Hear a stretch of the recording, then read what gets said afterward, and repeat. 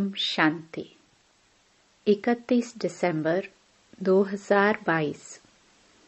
बाबा के महावाक्य। मीठे बच्चे, तुम्हें शिव जयंती का त्योहार बड़ी धूमधाम से मनाना है। यह तुम्हारे लिए बहुत बड़ा खुशी का दिन है। सबको बाप का परिचय देना है। प्रश्न: कौन से बच्चे अपना बहुत बड़ा नुकसान करते हैं? घाटा कब पड़ता है? उत्तर: जो बच्चे चलते चलते पढ़ाई छोड़ देते हैं, वे अपना बहुत बड़ा नुकसान करते हैं। बाबा रोज इतने हीरे रतन देते हैं, गुह्य पॉइंट्स सुनाते हैं। अगर कोई रेगुलर नहीं सुनते हैं तो घाटा पड़ जाता है, नापास हो जाते हैं, स्वर्ग की ऊंची बादशाही गवा देते हैं, पद भ्रष्ट हो जाता है। गीत। रात के राही तक मत जाना। ओम शांति।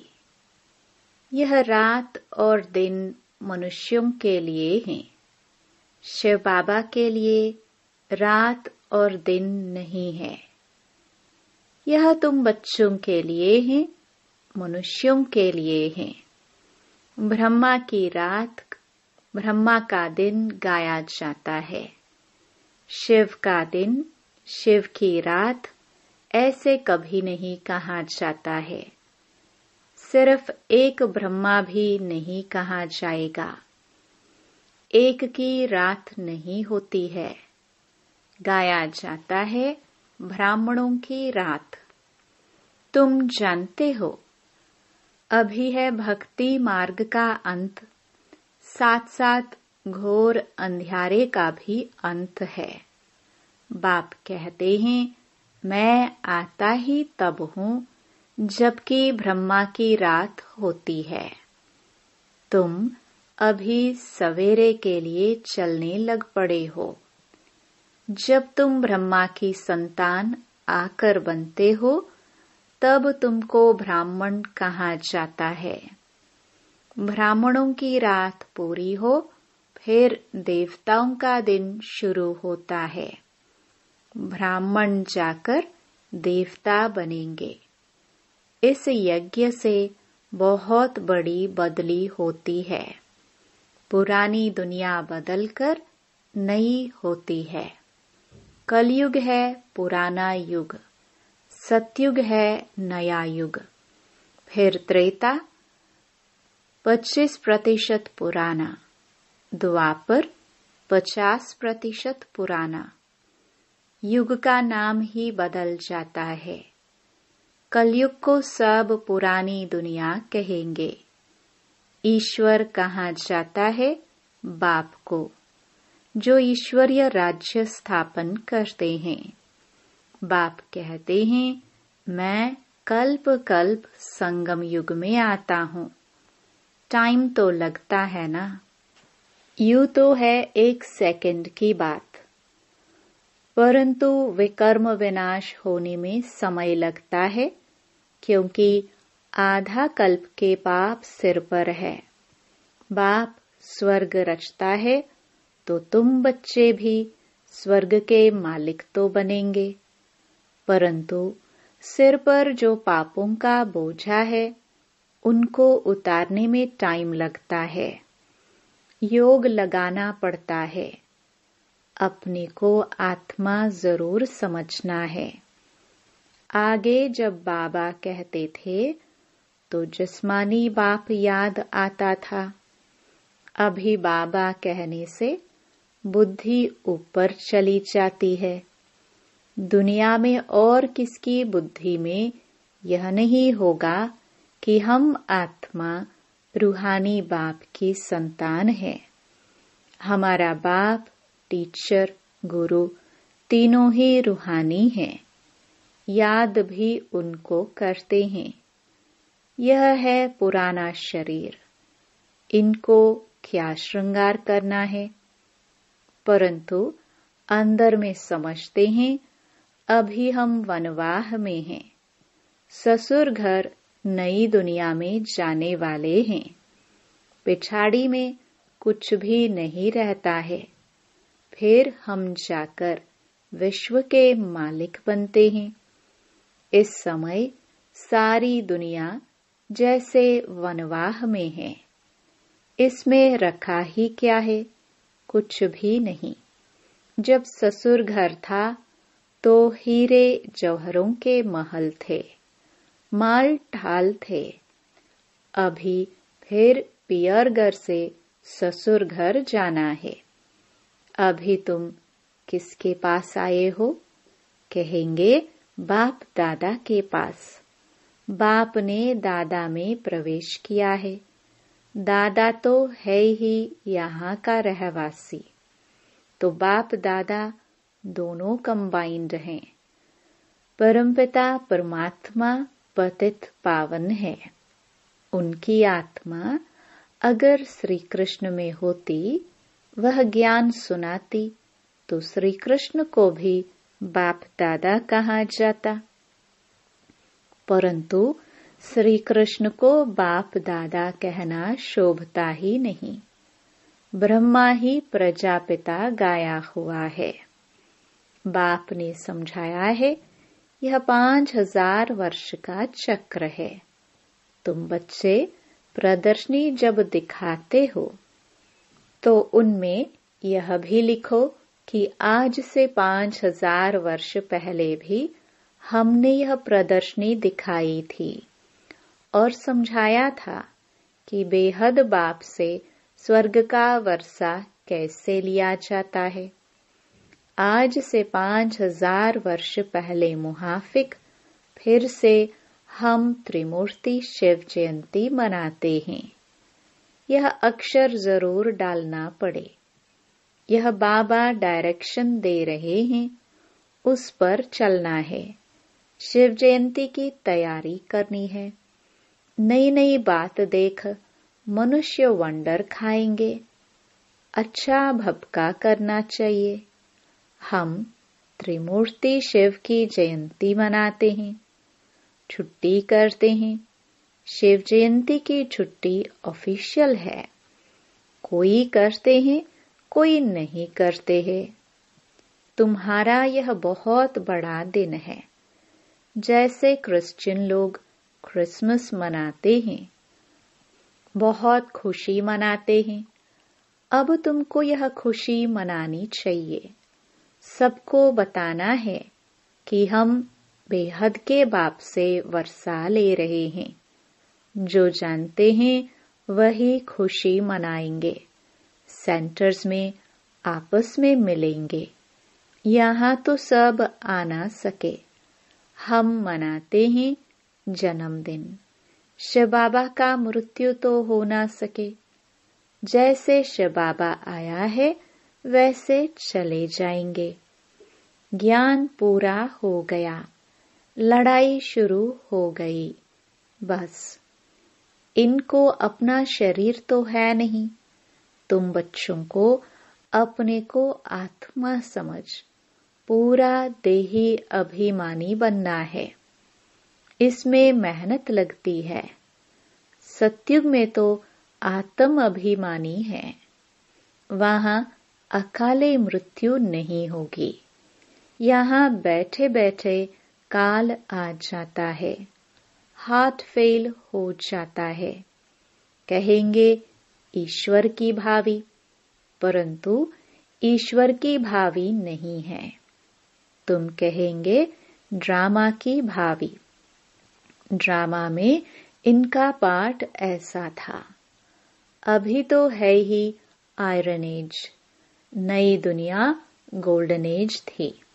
सत्युग के महल कितने हीरों से सजाए हुए होंगे। अकीचार धन होगा, परंतु उनका पूरा वृत्तांत नहीं है। कुछ अर्थक्वेक आदि होती है तो टूट फूट पड़ती। नीचे चली जाती हैं, तो इन बातों का बुद्धि से काम लेना है। यह खाना बुद्धि के लिए है। तुम्हारी बुद्धि ऊपर चली गई है। रचता को जानने से रचना को भी जानते हैं। सारे सृष्टि का राज बुद्धि में है। ड्रामा में ऊंचे ते ऊंचा है भगवान, फिर ब्रह्मा, विष्णु, शंकर। हम इन तीनों का ऑक्यूपेशन बता सकते हैं। क्या क्या पाठ है। जगत अम्बा का कितना बड़ा मेला लगता है। जगत अम्बा, जगत पिता का आपस में क्या संबंध है, यह कोई नहीं जानते, क्योंकि यह गुप्त बात है। माँ तो यह बैठी है, वह थी एडॉप्ट की हुई, इसलिए चित्र उनके बने हैं। उनको जगत अम्बा कहा जाता है। ब्रह्मा की बेटी सरस्वती।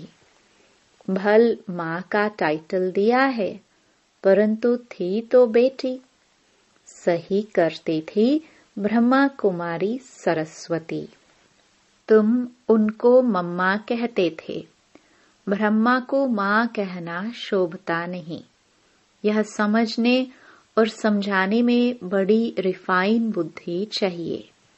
यह गुह्य बातें हैं। तुम किसके भी मंदिर में जाएंगे तो झट उनका ऑक्यूपेशन जान लेंगे। गुरु नानक के मंदिर में जाएंगे तो झट बता देंगे कि वह फिर कब आएंगे। उन लोगों को कुछ पता नहीं, क्योंकि कल्प की आयु लंबी कर दी है। तुम वर्णन कर सकते हो। बाप कहते हैं, देखो मैं तुमको कैसे पढ़ाता हूँ, आता कैसे हूँ। श्री कृष्ण की तो बात ही नहीं। गीता का पाठ करते रहते हैं। कोई 18 अध्याय याद करते हैं तो उनकी कितनी महिमा हो जाती है। एक श्लोक सुनाएंगे तो कहेंगे, वाह वाह, इन जैसे महात्मा तो कोई नहीं। आजकल तो रिद्धि सिद्धि भी बहुत है। जादू का खेल बहुत दिखाते हैं। दुनिया में ठगी बहुत है। बाप तुमको कितना सहज समझाते हैं, परंतु पढ़ने वालों पर मदार है। टीचर तो एक रस पढ़ाते हैं, कोई नहीं पढ़ेंगे तो नापास होंगे। यह भी होना जरूर है। सारी राजधानी स्थापन होनी है। तुम यह ज्ञान स्नान कर ज्ञान का गोता लगाए परिस्तान की परी अर्थात स्वर्ग के मालिक बन जाते हो। रात दिन का फर्क है। वहाँ तत्व भी सतो प्रधान होने से शरीर भी एक्यूरेट बनता है। नेचुरल ब्यूटी रहती है। वह है ईश्वर की स्थापना की हुई भूमि। अभी आसुरी भूमि है। स्वर्ग नरक में बहुत फर्क है। अभी तुम्हारी बुद्धि में ड्रामा के आदि मध्य अंत का राज बैठा हुआ है, नंबरवार पुरुषार्थ अनुसार। बाप कहते हैं, अच्छी रीति पुरुषार्थ करो। बच्चियां नए नए स्थान पर चक्कर लगाने जाती हैं। अगर अच्छी माताएं आदि हैं तो सर्विस को जमाना पड़े। सेंटर पर अगर कोई नहीं आते हैं तो अपना नुकसान करते हैं। कोई पढ़ने के लिए नहीं आते हैं तो उनको फिर लिखना चाहिए। तुम पढ़ते नहीं हो, इससे तुमको बहुत घाटा पड़ जाएगा। रोज रोज बहुत गुह्य पॉइंट्स निकलती हैं। यह है हीरे रतन। तुम पढ़ेंगे नहीं तो नापास हो जाएंगे। इतनी ऊंची स्वर्ग की बादशाही गवा देंगे। मुरली तो रोज सुननी चाहिए। ऐसे बाप को छोड़ दिया तो याद रखना नापास हो जाएंगे, फिर बहुत रोएंगे, खून के आंसू बहाएंगे। पढ़ाई तो कभी नहीं छोड़नी चाहिए। बाबा रजिस्टर देखते हैं, कितने रेगुलर आते हैं। न आने वालों को फिर सावधान करना चाहिए। श्रीमत कहती है, पढ़ेंगे नहीं तो पद भ्रष्ट हो जाएंगे, बहुत घाटा पड़ जाएगा। ऐसे लिखा पढ़ी करो, तब तुम स्कूल को अच्छी तरह उठा सकेंगे। ऐसे नहीं, कोई नहीं आया तो छोड़ दिया। टीचर को ओना रहता है कि हमारे स्टूडेंट जास्ती नहीं पास होंगे तो इज्जत जाएगी। बाबा लिखते भी हैं, तुम्हारे सेंटर पर सर्विस कम चलती है, शायद तुम सोते रहते हो। अच्छा, मीठे मीठे सिखिलदे बच्चों प्रति माता पिता बाप दादा का याद प्यार और गुड मॉर्निंग। रूहानी बाप की रूहानी बच्चों को नमस्ते। धारणा के लिए मुख्य सार। पहला, इस पुराने शरीर का श्रृंगार नहीं करना है। वनवाह में रह नए घर में चलने की तैयारी करनी है।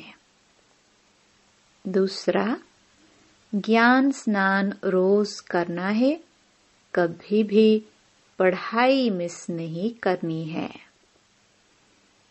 वरदान,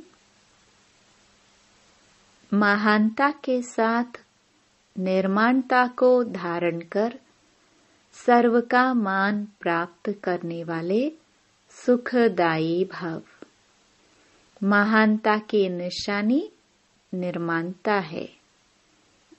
जितना महान उतना निर्माण, क्योंकि सदा भरपूर है।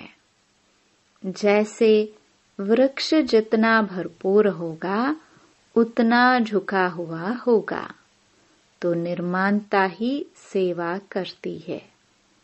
और जो निर्माण रहता है वह सर्व द्वारा मान पाते हैं। जो अभिमान में रहता है उसको कोई मान नहीं देता, उससे दूर भागते हैं। जो निर्माण है वे सुखदायी होंगे, उनसे सभी सुख की अनुभूति करेंगे, सभी उनके समीप आना चाहेंगे। स्लोगन, उदासी को तलाक देने के लिए खुशियों का खजाना सदा साथ रखो। मातेश्वरी जी के मधुर महावाक्य।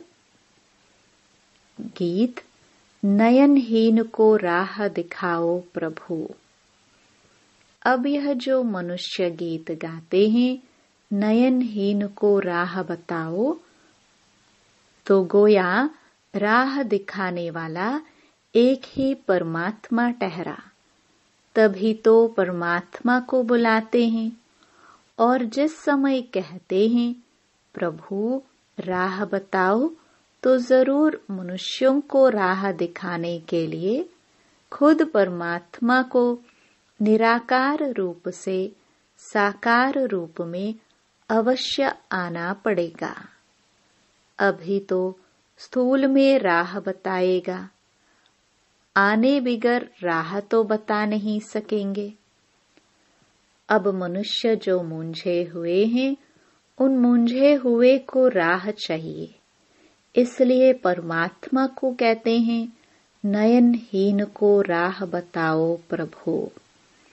इसको ही फिर खिवैया भी कहा जाता है, जो उस पार अथवा इन 5 तत्वों की जो बनी हुई सृष्टि है, इससे पार कर उस पार अर्थात 5 तत्वों से पार जो छठा तत्व अखंड ज्योति महातत्व है, उसमें ले चलेगा। तो परमात्मा भी जब उस पार से इस पार आवे तभी तो ले चलेगा।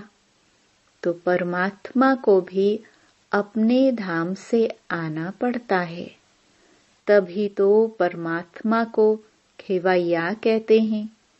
वही हम बोट को, आत्मा रूपी नाव को पार ले चलता है। अब जो परमात्मा के साथ योग रखता है, उनको साथ ले जाएगा। बाकी जो बच जाएंगे वे धर्मराज की सजाएं खाकर बाद में मुक्त होते हैं। दूसरा, कांटों की दुनिया से ले चलो फूलों की छांव में। अब यह बुलावा सिर्फ परमात्मा के लिए कर रहे हैं।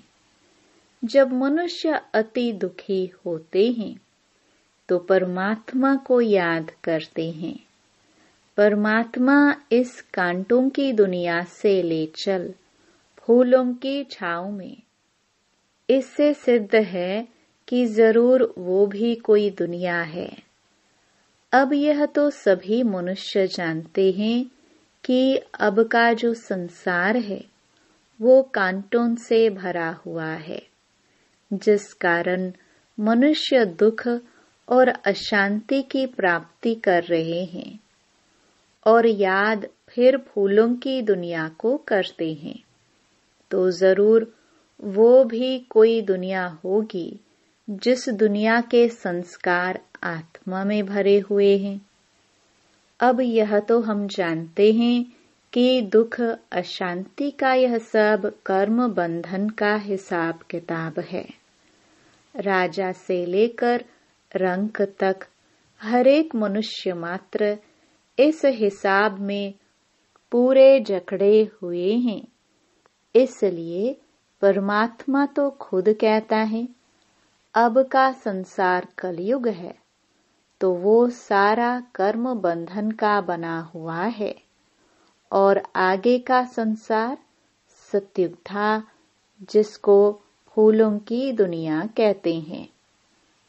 अब वो है कर्म बंधन से रहित जीवन मुक्त देवी देवताओं का राज्य, जो अब नहीं है।